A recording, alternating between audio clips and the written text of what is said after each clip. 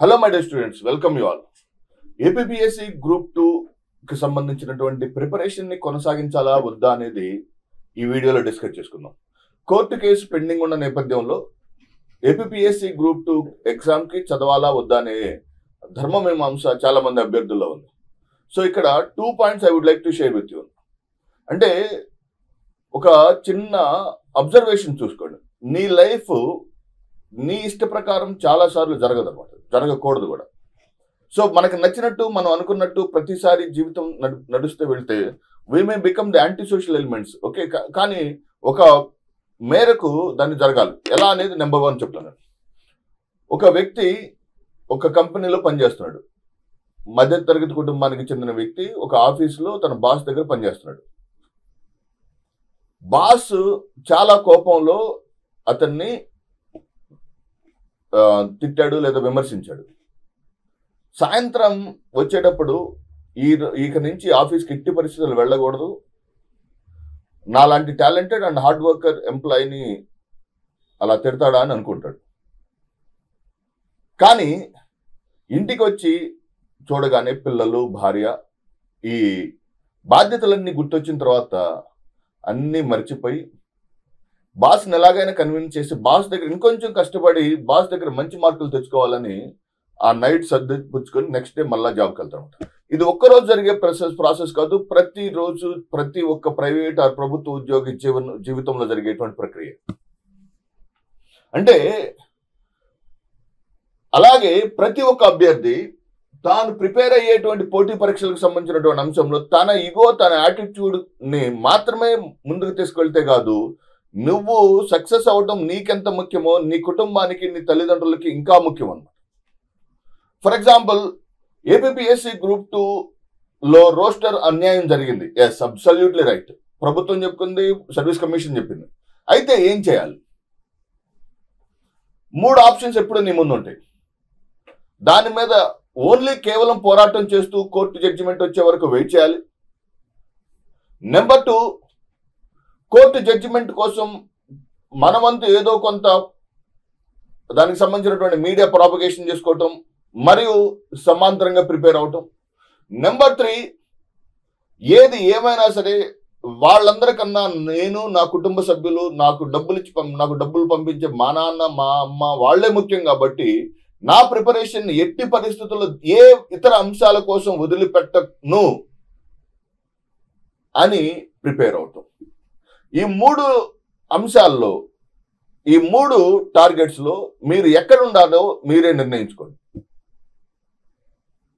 Okay, చాలా మంది అభ్యర్థులు అంటే majority of the students Feb 23rd నుంచి ప్రిపరేషన్ ని ఆపేశారు.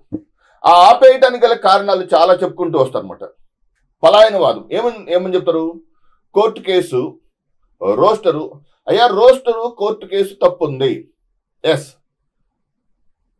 ఒకవేళ హైకోర్టు రేపు ఎగ్జామ్ మళ్ళీ కండక్ట్ చేయమని అడిగింది, అయినా కూడా చదవాల్సిందే కదా. ఇప్పుడు చాలా మంది అభ్యర్థుల్లో, 90,000 మంది అభ్యర్థుల్లో ఉన్న ఒక ఆశ ఏంటంటే ఎగ్జామ్ మళ్ళీ జరిగింది. ఎగ్జామ్ మళ్ళా జరిగినప్పుడు ఎవరు మళ్ళా సెకండ్ టైం ఎక్కువ సక్సెస్ అవుతారు? Who are going to become most successful for the second time? Already first list లో ఉన్న 70% students will be in the list. కాబట్టి ఇక్కడ మీరు గమనించాల్సినటువంటి మోస్ట్ ఇంపార్టెంట్ థింగ్ ఏంటంటే, ఫస్ట్ థింగ్ ఈస్ మీరు మీ ప్రిపరేషన్ ఎట్టి పరిస్థితులు ఆపగాకండి. Never stop your preparation for anything. ఎప్పుడైతే నువ్వు ప్రిపరేషన్ ఆపావో నువ్వు రేస్ నుంచి వెళ్ళిపోయినట్టే. లేదు, చూడు, ఇక్కడ ఎప్పుడూ కూడా లాజికల్ పర్స్పెక్టివ్ తోటి నీ జీవితానికి సంబంధించిన నిర్ణయాలు చాలా ప్రాక్టికల్ గా ఉండాలి. ఫర్ ఎగ్జాంపుల్, కోర్టు జడ్జిమెంట్ ఉంది. కోర్టు జడ్జిమెంట్ లో 2 జడ్జిమెంట్స్ వస్తాయి. ఒకటి, ఎగ్జామ్ క్యాన్సిల్ చేసి రీ ఎగ్జామ్ కండక్ట్ చేయమంటుంది, నోటిఫికేషన్ కంటిన్యూ చేయమంటుంది. అంతే కదా, ఇంకేమన్నా థర్డ్ ఆప్షన్ ఉంటుందా?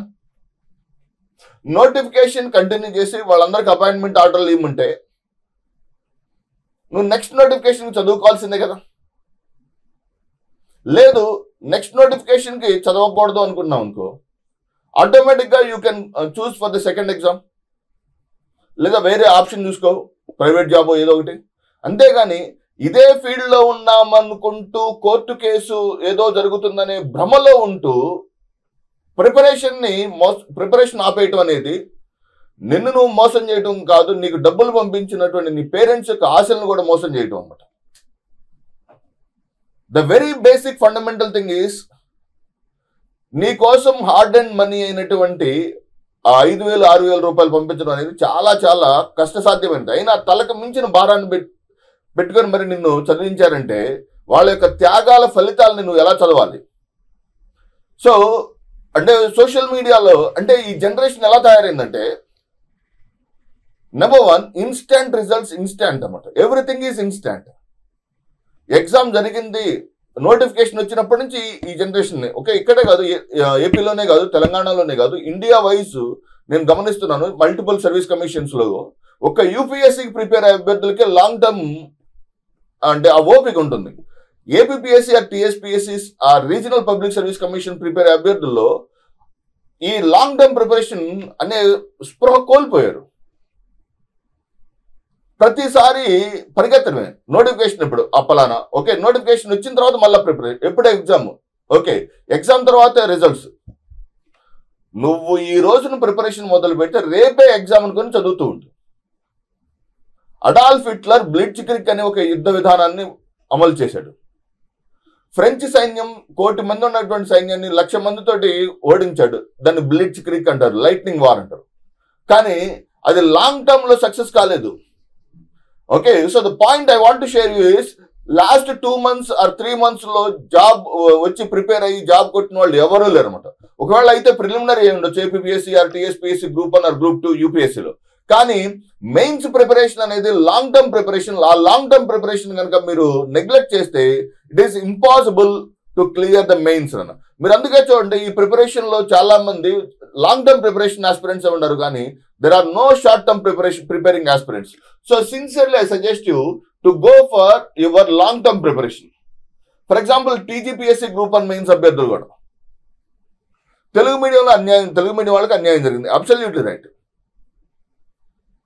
ఓకే, ఎగ్జామ్ హాల్లో కొన్ని అవకతవకలు జరిగినాయి. ఇప్పుడు ఏం చేయాలి? ఓకే, సో మొత్తం అంతా ప్రిపరేషన్ ఆపేసి నెక్స్ట్ నోటిఫికేషన్ కోసం పూర్తి స్థాయిలో సన్నద్ధం అవటం లేదు.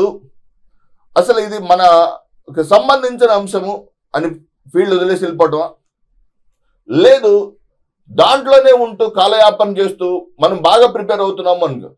ఓకే, ఒకటి పాయింట్ గుర్తుపెట్టుకోండి, నెక్స్ట్ నోటిఫికేషన్కి మనం రెడీ అవ్వాలంటే ఈ రోజు నుంచే ప్రిపేర్ అవ్వాలి. అంతేగాని నోటిఫికేషన్ వచ్చిన తర్వాత చూద్దాము, లేదా నోటిఫికేషన్ వచ్చిన తర్వాత సాధిద్దాము అనేది అది ఎప్పటికీ సాధ్యం కాని విషయం అనమాట.